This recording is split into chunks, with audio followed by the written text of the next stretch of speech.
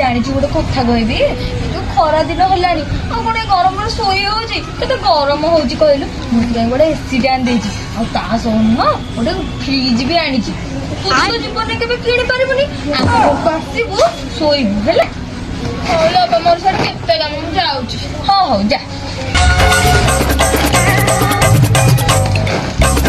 ତା ପରଦିନ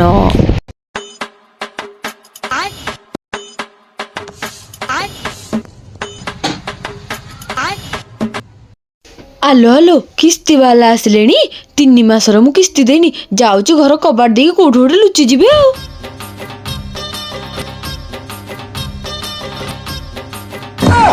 ଆଲୋ ଆଲୋ କଣ ହେଲା? ଆଲୋ ନାଇଲୋ ଗୋଟେ ବାଣଟେ ଫୁଟିଲା ଯେ ମୁଁ ଡରିକି ଆଡେ ପଳେଇ ଆସିଲି ମୁଁ ତମ ଘରେ ଟିକେ ବସିଛି ହେଲା ହଁ ଦିନ ଓଲଟାରେ ବାଣ କିଏ ଫୁଟେଇଲା ଯାଇଲ ମାମୁଁ ଟିକେ ଦେଖେ। ଜ୍ୟୋତି ମ୍ୟାଡାମ କବାଟ ଖୋଲନ୍ତୁ। ଜ୍ୟୋତି ମ୍ୟାଡାମ ଆପଣ କାହାକୁ ଖୋଜୁଛନ୍ତି କି? ଜ୍ୟୋତି ମ୍ୟାଡାମକୁ। ସେ ପରା ଆମ ଘରେ ଅଛି ଚାଲୁନ ଦେଖେଇଦେବି। ହଉ ଚାଲ। ଏଇଠି ବା ଜ୍ୟୋତି ମ୍ୟାଡାମ। କଣ ଜ୍ୟୋତି ମ୍ୟାଡାମ 3 ମାସ ହେଲା କିସ୍ତି ଦେଇନାହାନ୍ତି ଆଉ ଫୋନ କଲେ କଣ ଫୋନ ଉଠୁନାହାନ୍ତି? ନାଇଁ ମୋ ସାରେ ଦେଇ ପାରୁନି ବୋଲି ସିନା ଦଉନି ହେଲେ ଆପଣ ବ୍ୟସ୍ତ ହୁଅନ୍ତୁନି ମୋ ପୁଅ ଯେତେବେଳେ ବଡ ହେଇଯିବ ନା ମୁଁ ଆପଣଙ୍କୁ ଦେଇଦେବି ପୁଅ କୋଉଠି ଅଛି କି? ସେ କେତେବେଳେ ଜନ୍ମ ହବ ପାଠ ସାଠ ପଢିବ ଚାକିରି କଲେ ତମ ଲୋନ ସୁଝିବ।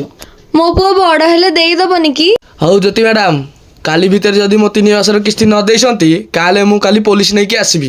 ହଉ ମୁଁ ଏବେ ଯାଉଛି। କହୁଥିଲୁ ଏସିରେ ଶୋଉଛି ଫ୍ରିଜ ପାଣି ପିଉଛି ତୁ ଜୀବନରେ କେବେ କିଣି ପାରିବୁନି ଆମ ଘରକୁ ଆସିବୁ ଶୋଇବୁ ହେଲା ଘରେ ନାହିଁ କିରୋସିନି ଝିଅ କହୁଛି ମୁଁ ହିରୋଇନି